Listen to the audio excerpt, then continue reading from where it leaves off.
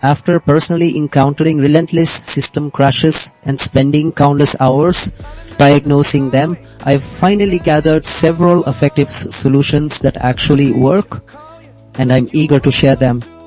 Many users struggle to fix blue screen Bsod errors on UEFI systems permanently because these issues often stem from deep-rooted system conflicts. Our first approach tackles outdated drivers and firmware. Think of your computer's drivers and UEFI firmware as the instruction manuals for its parts.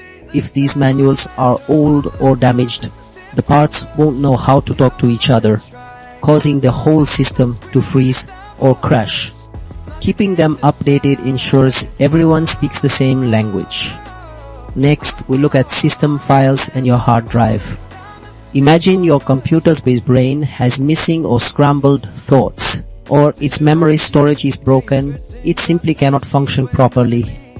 Repairing these digital components helps your computer think clearly again. Then we adjust specific UEFI settings. Sometimes, special computer startup options, while meant to help, can accidentally clash with your equipment, leading to blue screens. Tweaking these settings helps remove those hidden arguments. Finally, we check your computer's memory and other physical parts.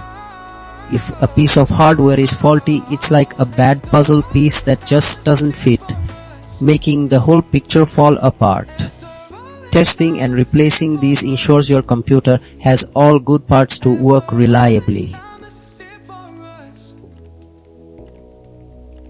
I really should've known.